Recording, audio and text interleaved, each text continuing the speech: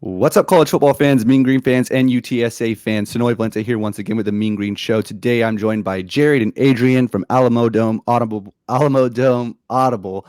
and we're gonna get into this UTSA UNT game that's gonna come up this Saturday. But before we get into all of that, guys, you already know the drill. If you're a fan of college football recruiting, G5 football, transfer portal, conference realignment, any or all of the above, consider hitting that like and subscribe button because that is truly all that we talk about. All right, Jared and Adrian, here it is. This is Before we start, jump. can I say hello to my haters? Because I read your comments. Yeah, say hello, Jay. Last time I came on, someone said, "Oh no, you got the most annoying guy on Twitter to come on the show. Don't bring him back." But here I am, baby. He's back. And Adrian, you tweeted out something about UNT's chasing a ghost. And what ghosts were you? Because I retweeted, I was like, ghosts? Like the ghost of Joe Mean Green, right? Mean Joe Green, what you mean? Yeah, what are you talking about? Every single bar and restaurant I walked to in Denton got a 50-year-old jersey on the walls hanging up behind it. I'm like, that's the only jersey they got me. He's far from a ghost. He still has a pulse. So, but anyway, I digress there. But yeah, so anyway, but guys, where can everybody find you at and what you guys do for UTSA? Take it away, Adrian. So you can find us, Alamo Dome Audible everywhere except for Twitter. We're at Alamo Audible. Too many characters for that. And man, we've been putting this on for UTSA. It's actually crazy. So I dug into the archives today, like in some crazy nostalgic weird feeling I've been in since claiming the Western Division. And I dove through back whenever actually I was trying to find our podcast from after the crazy drive that y'all pulled off in 2017 to win 29-26 with like a minute left in Denton. Me and Jared were at that game together in Apogee. And I remember that podcast episode we recorded a couple of days later. So I dug through the archives trying to find that. That was back 2017, man. And that was already like episode 60 odds, right? It was like episode 60 something for me and Jared. So we've been at it. It's about 2016, 2015, going at it, just talking about UTSA, trying to just have like a nice hub for people to get their news. And then rising tide lifts all boats. Since we've really started hitting the gold streak. Me and Jared got a ticket to Willy Wonka's factory ourselves, right? And we've been really just trying to expand the coverage and trying to just have that good hub. But a lot of people have been paying attention to UTSA football, and that's been great. That's been great for us. We've been trying to just keep the good content up, baby. Yeah, absolutely. Speaking of that drive, I was getting the drive feels from the UAB UTSA game this past week when you guys drove down and finished. I mean, I thought about tweeting it, but I didn't. But I was like, man, I feel like I've seen this before, and by God, y'all pulled it off in a little bit different of a fashion. But hey, that was pretty incredible. Well, all right, Jared, we'll pass it to you here. We'll kind of go around this rotation, but before we really even get into the game breakdown, man, what is you guys are 11-0. As much as that sucks as a North Texas fan to say that, and how much we hate and troll each other on Twitter. What is the feeling amongst the community in San Antonio and UTSA? I mean, is it like, are you guys on drugs? I mean, is it like a super high? What's the feel? Oh man, I mean, depending on who you ask, I mean, people probably been on drugs from the start if you've sat around UTSA football for this long, but more power to you. But no, I mean, jokes aside, to me, I was thinking about this earlier today. I think it's more of a feeling of validation than anything, right? If you go back and you watch that game-winning touchdown that UTSA scored to win the Western Division, you've got a kid that turned down Power 5 offers to stay in San Antonio, throwing to, a kid that was lightly recruited out of a high school that's 1 mile away from UTSA's campus. They're wearing a 210 sticker on the side of their helmet. There's 35,000 people in the Alamo Dome. Like, this was the dream from year one, from year zero, right? And then you see it start to take fruition. The ticket sales for a championship game are already insane. I mean, I think it's going to go for 40K, right? So I think like UTSA fans, administration, coaches, they've all had this vision and this dream for UTSA. And it took a while for some of those fundamental aspects of it to be put in place. And now that they're here and UTSA has this infrastructure, like, you're really starting to see the payoff, and like the vision is more clear now. It's not as muddy. So definitely a lot of euphoria and joy, of course, but it's also like the steps that we've taken are starting to pay off in a deal. Definitely. I mean, you really see like the convergence of, like the new era fan who's gotten to get behind this UTSA team since Jeff Traylor kind of came along and started winning some games. But then you see all the people that have been around for 10 years and have really kind of withstood it and gone through it. And just as much as UTSA had those bad seasons there in like the middle 2010s, right? In the early 2010s, the program took off with a tremendous success, right? Right. Whenever we came out the gate, I mean, the popularity was there. It had that fresh new car smell appeal, right? And then what happened was that was so far removed for these new fans. They actually never even experienced like that great, awesome filled Alamo Dome UTSA that like the day one people have sort of known. So it's really cool for them to actually experience that while we get to kind of see that potential sort of realized now and earned, right?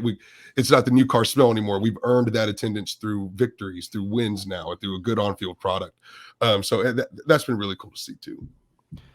Yeah, absolutely.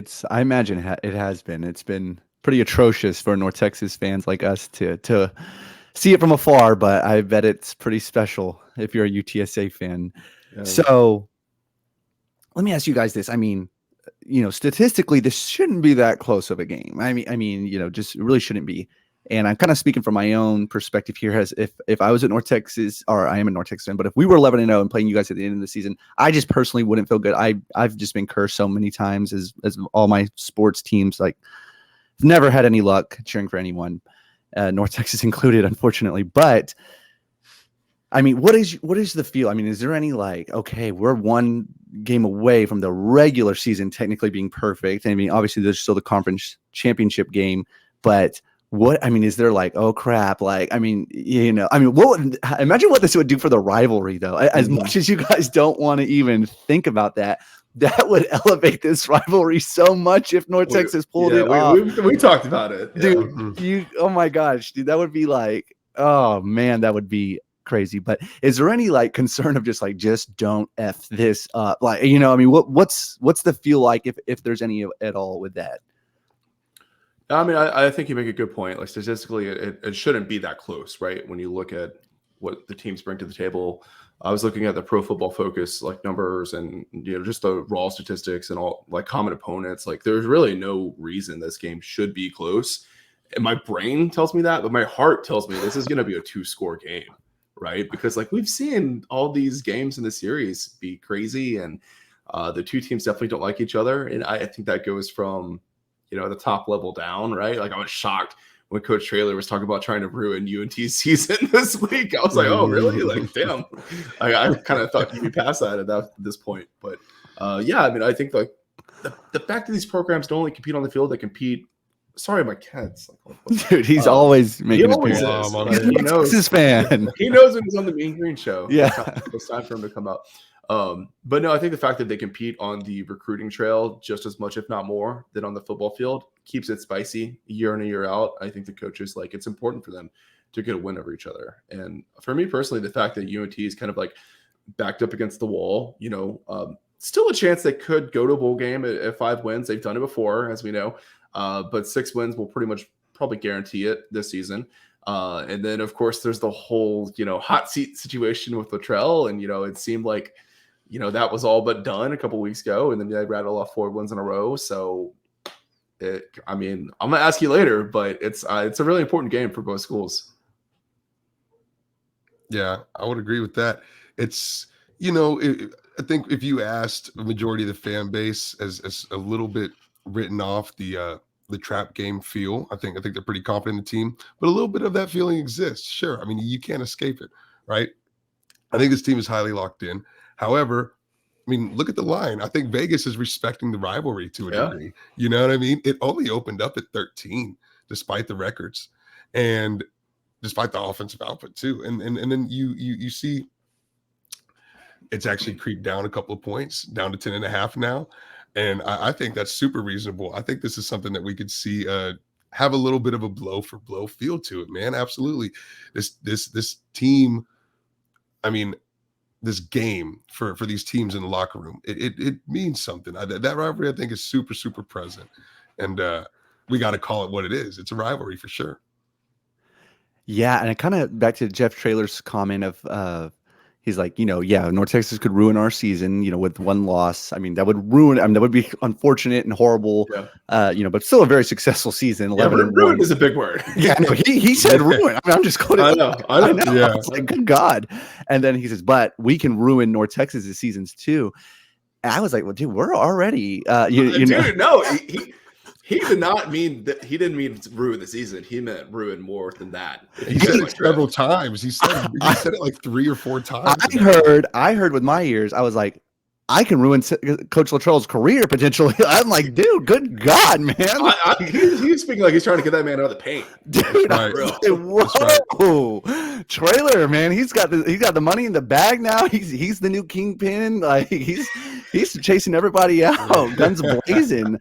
Good Lord, but man, that's awesome. Hopefully, Littrell will hear that, and at the end of the day, Littrell's he says that all the time. He'll come ready to go. But anyway, kind of we'll direct it, I guess, more to the between the hashes a little bit. So, Jared, what do you feel? Okay, I mean, how do we frame this up? There's so much to really cover, kind of here. So, what is Jared? We'll start with you. What's your biggest concern that North Texas has, or what can North Texas do to pull this upset off? That's kind of a 2-for-1 question there. Like, the biggest concern you had that North Texas has, and then, what do they have to do to, again, pull it off? I think the biggest concern I have on my part is the UTSA defense. They really struggle with their tackling against UAB. It's something we saw a lot of in 2022. They kind of had cleaned it up for most of 2021, but I don't know if it was just Dwayne McBride being a total monster for UAB or what, but the tackling was really concerning from both a physicality standpoint as well as a speed standpoint. Like I thought UAB did a good job of getting to the next level really quickly and hitting the edge and stuff like that. And I think DeAndre Torrey is the type of back that can have that same level of success, right? So if they get in this situation where UTSA is struggling to bring Torrey down and prevent him from getting a lot of yardage, and then couple that on the other side, I think the front seven for UNT is really, really solid. I think they got some good interior linebackers, and I love their defensive line, right? So I think that they could slow Sincere McCormick down as well. Mm-hmm. So I wouldn't be totally shocked if there's a situation where UNT does outrush UTSA, and I think that's kind of the upset formula for UNT is to make that a reality. And they've done it. They've outrushed a lot of teams all throughout the season, and 237 yards on the ground. This is a rushing game that demands respect. And UNT is a program that has just that high pedigree of ground game going back to Jeffrey Wilson days, right? I mean, these guys are big and they sort of command that. And what does that also do? You saw what Southern Miss had a lot of success was killing the clock and keeping UTSA's offense off of the field. So you have DeAndre Torrey run and just spread out these drives 6-7 minutes off the clock. UTSA happens to have a couple of bad possessions. All of a sudden, the game gets really scary really quick. And with Sincere McCormick on the other side of the ball, yeah, he's got a reason to really try to ball out, DeAndre Torrey speaking of, and really kind of show out to a degree. So yeah, that commands respect, and I think that's what UTSA has to be worried about. Like Jared said, our tackling was horrendous. 14 missed tackles on the day against UAB, pretty much all of them on Danny McBride. So I thought that number was way low. I thought it was. I agree with that too. So, yeah, watching it from the stands was closer to 20 odd, and so DeAndre Torrey is definitely capable of that too. And so the defense is gonna have to come out with a whole lot more. Yeah, absolutely. And I haven't paid too close attention to too much of Frank Harris's post-game interviews, but I've seen a handful of them, and he just seems like a really humble guy and someone who's easy to root for, even from a rival's perspective. So I really sincerely don't mean any ill. I was talking about this with Miles. I don't wish any ill will towards him, but I think what North Texas would have to do in order to, again, keep this close and keep it within grasp is our D line, as well as Katie Davis and some of our, linebackers, whatever, especially Katie Davis, though, and our defensive line is our strong suit on the defensive side. And I think they're just going to have to really make it somehow, make it hard for Frank Harris to get comfortable. And I mean, it just sounds impossible. But I mean, again, though, but get in his face and make it to where he doesn't want to drop back, doesn't want to hold the ball too long.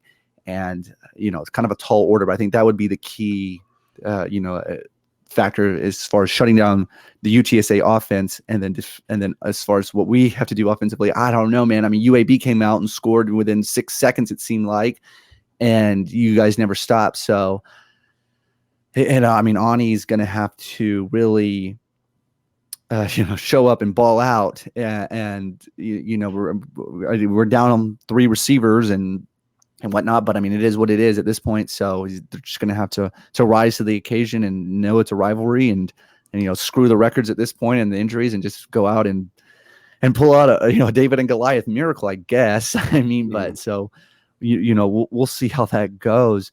But yeah. So I don't know. Jared, what is your? I mean, do you have any concerns from UTSA's defensive side? I mean, you said the tackling, but I mean, other than that, I mean, our passing game hasn't been the best. I mean, so that's the main thing, and that's why I do have a bit of apprehension about it. My heart versus my head, right? Mm-hmm. But I feel like UNT is not going to be able. They're not really in a position. Some fault of their own, and some fault not of their own of the injuries. But they're not going to be in a position to capitalize on UTSA's biggest weakness, and that's the deep shot, right? That's why that game against Western Kentucky came down to the last 10 yards, last play of the game. That's why the UAB game was close, because UAB had 2 touchdowns of 40 plus through the air, right? So that's where UTSA is most prone, is those really deep shots, usually off play action. Ani's completing under 54% of his passes or something like that. Reuter, obviously that hasn't worked out. We'll probably talk about that a bit later. And then they're missing the 3 receivers, like you said, right? So look, Seth Littrell is still a great offensive coach, right? So I'm not going to be shocked if he finds a way to hit on that deep ball somehow. But I think that in a normal scenario would be the Achilles heel for this UTSA's defense, is capitalizing on that deep shot. Yeah, I think with UNT's offense, the big thing with you guys is just struggling to finish drives and to continue to move the chains. But there seems to be a little bit of consistency there, but it's the finishing things and putting points on the board at the end of them. Something that'll probably stick out to a lot of people is that these offenses actually both average the same amount of yards. The offensive output is there, 439 yards per game both ways, right? Now, if you look at it, it's kind of flipped between the between the ground game and the passing game, but the offensive output is there. That said, UTSA is putting up nearly 40 points per game, and UNT is hardly putting up 27 points per game. And I think that's really kind of what's most indicative, is where you guys kind of struggle whenever it comes to Ani's, 9 touchdowns to 7 interceptions. He can't seem to just have enough consistency all the way down the field to finish the drive, right? But there's enough there to where you guys have some success, and I think that's why you guys have done so well in the back half of the season, right? Because there's some there. But you talk about the injuries and whatnot, and that hurts.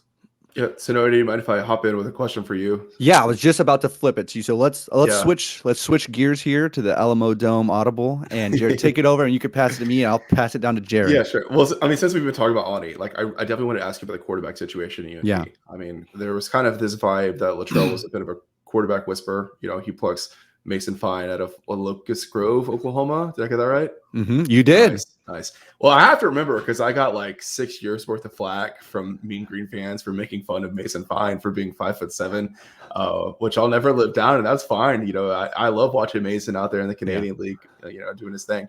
But once Mason was gone, this offense really struggled, and it was kind of shocking that the passing success didn't hold up. I thought bringing Reuter in from North Carolina was a great move. He had a bit of a pedigree. He had some success in his collegiate career. I know that he had transferred a lot, which is usually a red flag. But what happened with Reuter that kind of stopped him from taking the reins at quarterback? Yeah. So anyway, I don't know if I would go as far as to say Coach Littrell as a quarterback whisperer. I mean, that was premature for sure. Yeah. So I mean, he did have Trubisky at North Carolina, if I'm not mistaken, and that was so. And then I think with Mason Fine, that was.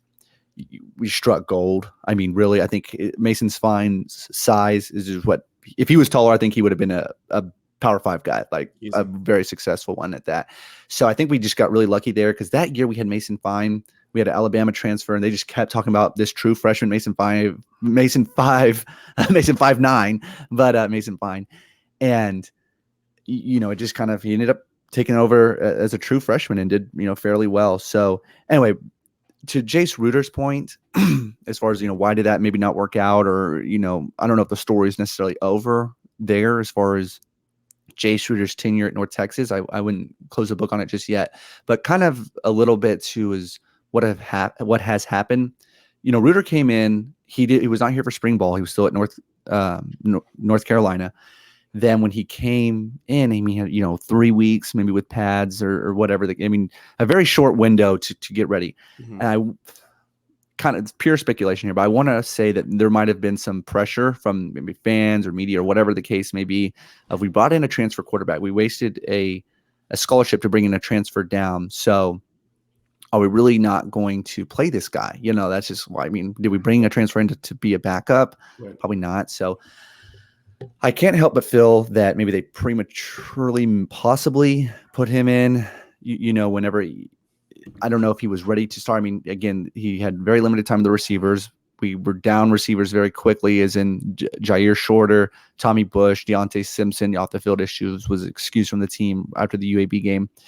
And, our schedule was very front heavy. It was, FCS school, Northwestern State, then SMU, then, oh gosh, I can't remember who we played. It was just, again, it was very front heavy. Yeah. We had Mizzou and, UAB, Louisiana Tech. Yeah. Yeah.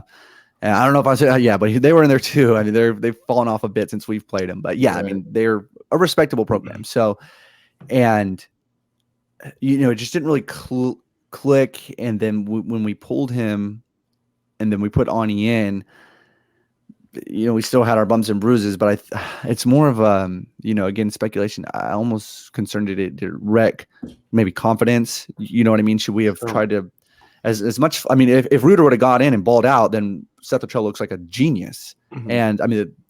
And Ruder looks like a poster child quarterback. He's 6'3", 225 and chiseled. And he can run. He looks the part, and he's definitely a heck of an athlete. And he has he can sling it. It's just putting it all together with a limited receiver room and all that. It limited time. So it hasn't worked out this season. And we can kind of get into staff. Maybe next question. I don't know, whatever, but we'll get there, man. There. So, but if I were Ruder, unless he's just wanting to hang up the cleats of football and do something in the professional world, I wouldn't wave the towel yet. I would try to give it a spring and a full spring and see what happens. And unless Ani pulls it off against UTSA, I think it's going to be an open battle for next season. Yeah, it's going to be. Yeah, I think one thing I learned from, because so many Conference USA teams brought transfer quarterbacks in to start. And I think one of my general takeaways for the season for Conference USA in general is it's so hard to come in and start as a transfer quarterback when the offense is already in a bad spot. Right. Mm-hmm. You've seen Louisiana Tech have success with that historically, but those quarterbacks weren't coming into a train wreck of an offense. I think Middle Tennessee is a good example, right? They went back to a developmental guy, Chase Cunningham, that had been there for a while and had a lot more success with him versus when they brought a transfer in who didn't know the system as well, didn't have chemistry with the receivers. So, I think the transfer thing is working well. If the offense is a well-oiled machine, and that's just another cog that you're replacing. But I don't know if my diagnosis of that specifically for North Texas is on point or not, but just something I've noticed looking around the league is even if you have a slam dunk of a quarterback, it's still hard to step into a bad situation. Yeah, absolutely. What's your personal temperature on Seth Littrell at this point in his tenure? Oh man, that is a great question. So Seth Littrell, in his own weird way, I guess he's kind of, he's one that a lot of fans want him to succeed. He's likable. He kind of fits the mold. He comes he comes to press conferences in cowboy boots and kind of a just a a tough guy. You know what I mean? Just kind of a good fit for Texas football, I guess you could say. Not even just North Texas, but man. So up until Traylor, really went to the bank. Seth Littrell was the highest paid coach in the conference, and we're sitting here at currently at 5-6, and last year we finished 5-7 with a Mercy Bowl appearance and a blowout bowl appearance, and then the year before that I think it was 4-8, I believe, Mason's senior year, and the year before that I want to say it was again like a 5 or maybe a 6 I forget. I mean, basically though, I mean, like we had a good run up at the top when we beat Arkansas and Mason's earlier years, but then Mason's senior year, whenever Rico Busi went down against Cal, which was our best receiver that year, and Jalen Guyton went to the draft, or he went pro the year prior, so we didn't have him. That was kind of semi unexpected. So, Mason Fine, without his two top receivers, we really tanked his senior year, and that was pretty unfortunate. And then just to see the steep drop off after Mason leaves, just to like our quarterback play hasn't been anywhere near that, and so I don't know. Okay, so there's a logistic side to that too, though. He has 2 more years on his contract. Don't quote me on this, but I want to say if he was, I want to say the buyout is maybe like $2 million after this. Jared, you may know that or not. I don't know. I thought it was a little bit higher, to be honest with you. Okay. But that number that I got was probably before the end of the year. Okay. Right? So what I've kind of been hearing, and again, don't quote me, but I'm hearing the buyout is like $2 million. After next year, it'd be like $1 million. That's kind of, so we're talking about roughly about $1 million difference, which for any G5 school, that's significant. I mean, that's $1 million. What about a P6 school, man? That's true. Right? That is true. P6. We're going to the AAC. That's right. Right. Yeah. So maybe not. But anyway, I don't know, man. What's the temperature? He beats UTSA. He can stay. I think everybody would be like, screw it. That's my question, right? Like I think like the money, UNT's got it, right? They got like a $38 million budget, right? $2 million of that is worth it for your football coach, in my opinion, right? I think if that was the move that Baker wanted to make, he would do it. I don't think the money's going to hold him back. But if you beat UTSA, you go bowl eligible, you get a 7 wins with a bowl win. Recruiting has not been a problem for Littrell, right? Yeah. And then you look around the coaching market, there's a lot of jobs open. There's not a lot of great candidates, right? So you're probably going to have to make a stretch hire if you're in, right? So I don't know. I mean, what do you think? Is it a win or go home situation for our buddy Seth? Yeah. If Seth loses, does he get the axe? So we were one of my buddies. We were talking off tape, and we were saying, do we think Ren Baker, does he want us to win? Because if we win, Seth is staying. I feel like he's staying for sure. And I think why a lot of coaches got fired early this year because the AD doesn't want to give the coach a chance to coach their way into contention. Yeah, sure, but Seth's situation is different now. Yeah, it is. Since 2016, and you got to understand, like that 2018 season, I think you guys won 9 games. You were like 1 win away from a CUSA Western Division clinch and a championship appearance. And 2018 we did win the West. That was the year. Y'all win the West? Or was that 2017? Maybe that's 2017 was the year that y'all beat us in that nasty drive. Yeah. And 2018, anyway, yeah, but we won the West one time. Anyway, sorry. Yeah, it was one of those years, man. But I feel like Littrell really peaked like that era, like those first 2-3 seasons. He really hit his peak, and I've more or less been stagnant, if not declining, since then, right? And I don't know if he can get back to 9-win seasons under Littrell. I don't know. I think he's elevated the standard a bit, right? Brought more people to Apogee, but it might be time to raise the ceiling even more so. Yeah, Adrian, I think you really nailed it. I think Coach Littrell definitely has elevated the standard here, and again, I couldn't agree more with that statement. Which is a good thing, but again, kind of a victim of his own success early on.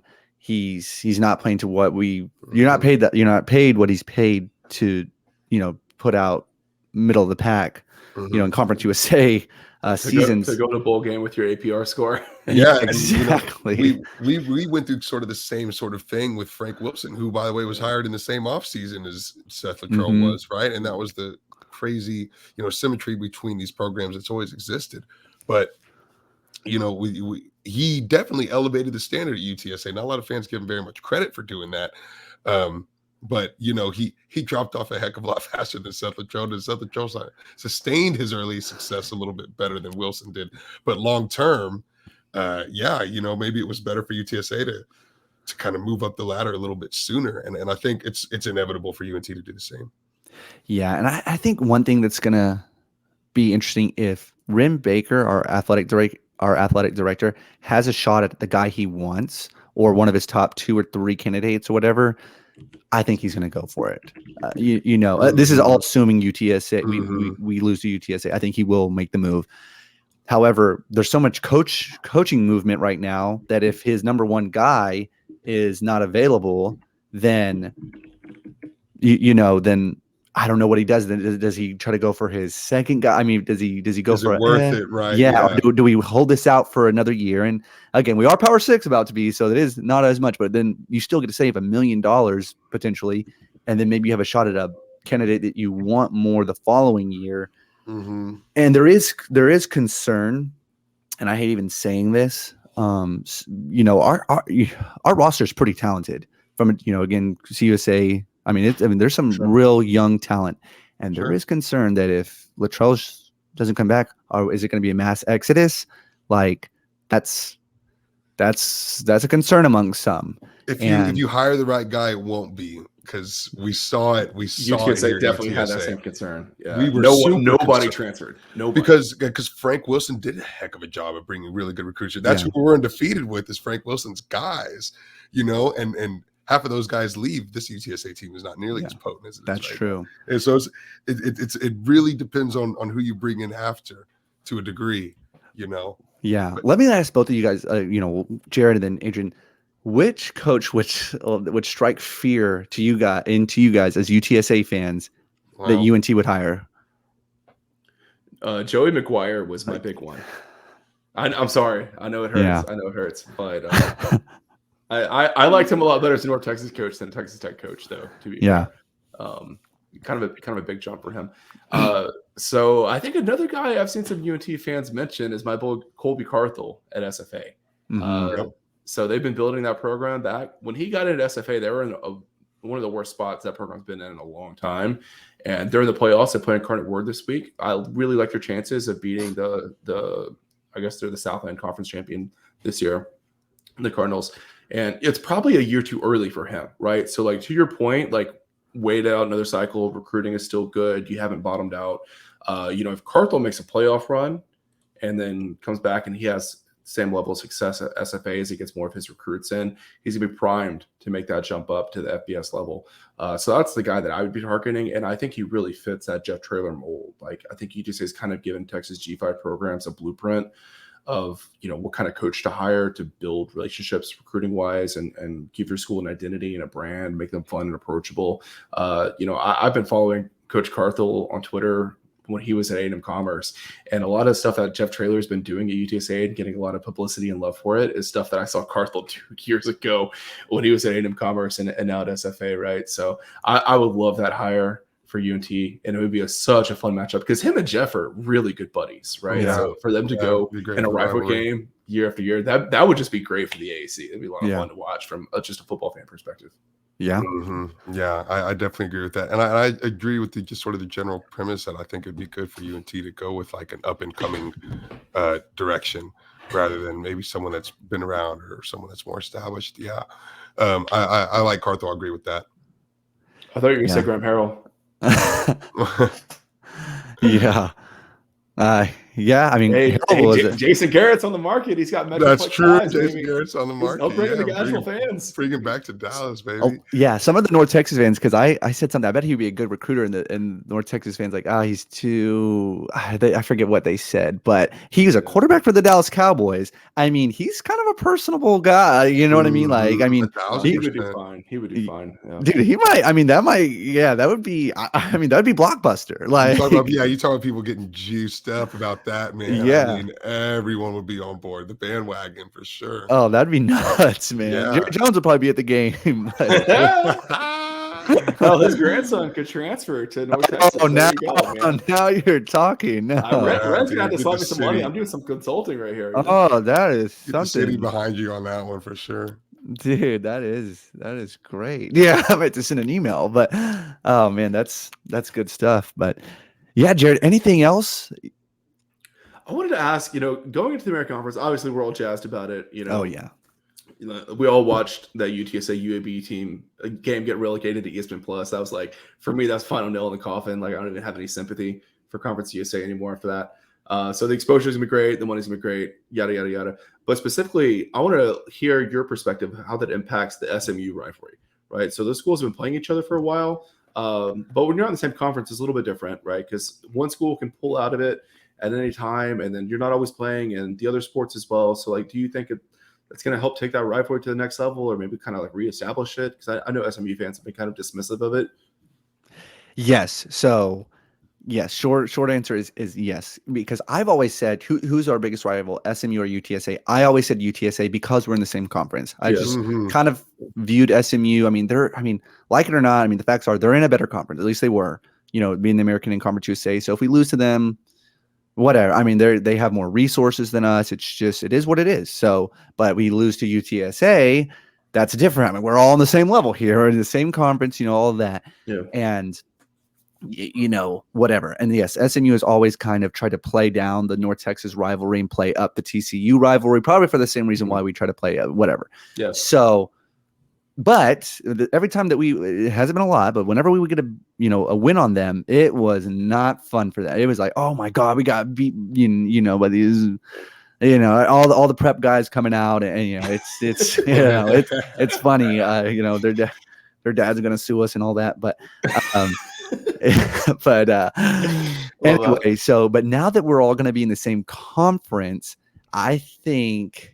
Yeah, that SM. I mean, if we can start beating that, catch up to them. Once Dykes officially makes it official, he's a frog, and we can just stop playing this charade. And if they don't hit on that second on their next hire, and they take a dip, and we maybe something happens. You know what I mean? Maybe it's a new guy. Whatever. Maybe whatever it is, and we go on the, on the up and up. If we can make that closer and start beating them a little bit more, man, I think. The obnoxiousness that they would feel from Miles and all the other North Texas fans, I think they would definitely, just be forced to like, oh, okay, we've got to, stoop down to their level, as they like to say. Right. But, yeah. How long until CJ and Miles have each other blocked on Twitter? That's they have respect for each other because they're both reckless abandon, and and I love it. I mean, it's entertaining for sure. Man, you should hear. If you ever get a chance, man, you got to come and sit by Miles during a game and just dude, it is. I almost sometimes just want to film him. Like he lets it rip. He lets the refs know what they did wrong, and it is classic. And he's right there, like in the end zone where he sits. So it is pretty classic. But how do you guys feel, Jared? We'll start with you, like about the whole. I mean, do you guys think you're going to view SMU as a rival too? And what are your thoughts as far as this, the three Texas schools in this AAC, as far as SMU, UTSA, and UNT? Obviously, Rice is in there too, but whatever. Yeah. Whatever. Right. It's an interesting question to ask. A lot of times when it comes to rivalries, I have a very different perspective, I think, than a lot of UTSA fans do. Like a lot of, I've seen some UTSA fans talk about like, oh, we need a rivalry with Houston and stuff like that. Like, it doesn't like do much for me because like there's not that history there and they don't play each other all that often. SMU, I think like most fans are not super jazzed about it right now. Like they think it's good to be in a conference with SMU. They're a good program, a good school, and all that. Like art fans know that school and all that. People always used to when they see SMU on the schedule, or sorry, USM on the schedule, they would get it confused with SMU, but now it actually is SMU. So that's kind of funny. Like it's the same letters, and I had so many people like, oh, that's cool. Like, are you gonna go to Dallas for the USM game? I'm like, oh, that's SMU, not USM.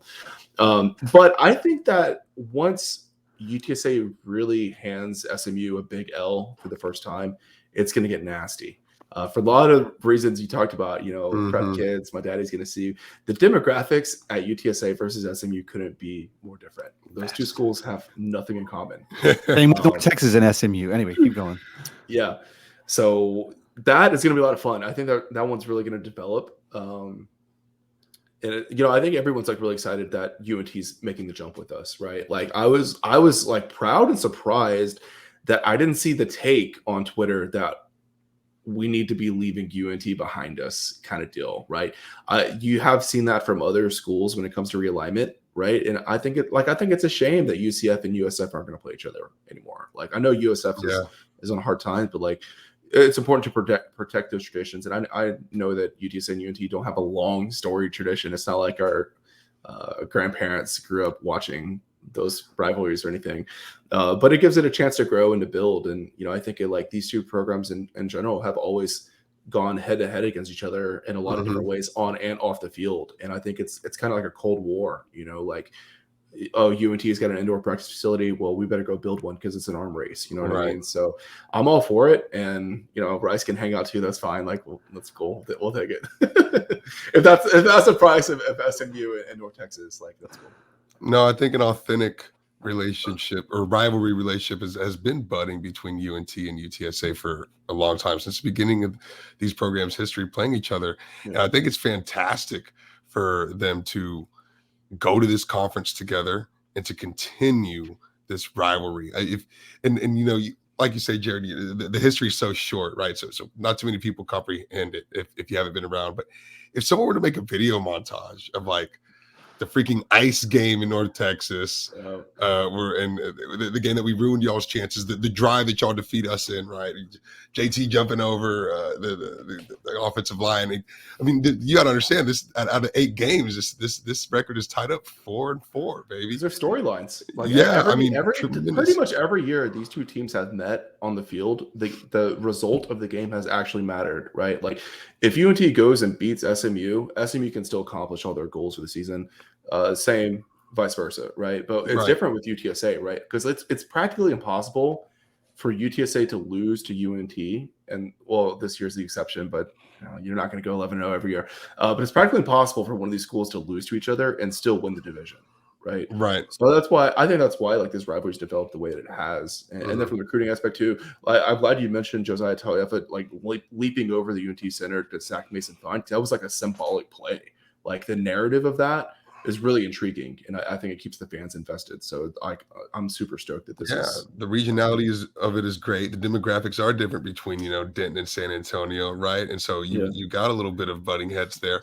And I think if someone's a new fan and didn't know really the history between these programs, you could give them the story of it, and I think people would probably be pretty surprised. Wow, I mean, quite a rough back and forth between these two teams. And that's why it's personal in the locker room.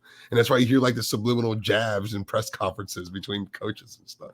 It exists, definitely exists. Yeah. Speaking of Josiah Talofs real quick, back when I was at UNT, I worked at the LA Fitness in Denton, and all the Talofs came in. The dad, Isaac, the brother who played at UTEP. Too, Josh, who played at I think Minnesota. If I'm and then I think one of them played at Hawaii as well, if I remember correctly. Something like that. Yeah.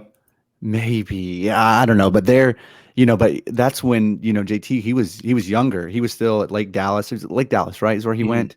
And just whatever. But then when he made that play, I remember like, oh my God. Like I remember like seeing because I was real friendly with them. And then it's just like, man, this kid just ruined it. But and it's funny too, because I remember like when Talofs committed to UTSA, like you watch the film and like you just know that kid is a star, right? All the UTSA fans knew it. But that's all he needs. The UNT fans knew it too, because like I would go on Go Mean Green and like read the recruiting board, and like everyone was so mad that they didn't land him. But like I don't think the coaches at UNT at the time even offered him, right? Yeah. So that was crazy. But again, it just goes to show that like when it's local like that, it just means more. You know what I'm saying? He definitely made them pay for not offering him. Definitely did. But man, I can't stress enough how how good it would be for this rivalry if UNT pulls off the upset on Saturday. Good Lord, man. Like, talk about how awesome that would be for the rivalry. We got to put the rivalry first, right? I'll do you one better. Right, if next year UNT beats a undefeated 13-0 conference champion UTSA, I'll give you that. That would be good for the rivalry, but UTSA still gets a little bit of reward, you know. Yeah. So I think that's my angle I'm taking. Yeah. Oh man, that'd be something. We'll see. It should be a fun game, but yeah, I mean, again, Jared, are we missing anything else? No, that was all I had. Adrian, I don't know if you had any other questions. No, not at all. What's your final score prediction? Ooh, my final score prediction. Oh God. All right, let's just be realistic, because I predicted we were going to beat UAB and that didn't happen. So I don't want to be positive here. So let's I'm going to say 38-17. UTSA winning. I think Jared, what do you think? Adrian and I both had closer predictions. Yeah, we actually gave a lot of respect to UNT. Yeah, I was 35-24. I think I was 17-30. Yeah, well, yep, you guys are doing drugs. We have undershot it. We've undershot it a lot this year, I'll be honest. See, in comedy, they called it a callback. It was well done, sir. Well done. Yeah. Anyway, so we'll see, man. But thank you guys for hopping on, and this will be on your channel too. So look forward to catching on all angles, and we'll see what happens this Saturday. Looking forward to it. Hey, thanks for having us on, man. It's always a blast. And sorry to that one guy who thinks I'm the most annoying dude on Twitter. Maybe I'll change your mind someday. I'll send you a flower arrangement. Like, DM me your address. Dude, if you think they hate you should see what they say about CJ. Like, they hate CJ. I saw that. I was screenshotting that, sending it to people. Yeah. Dude, they hate him. And he's whatever. But that's awesome. Yeah. All right, guys. Well, we'll talk soon, I'm sure. All right. Thanks, brother. Thanks.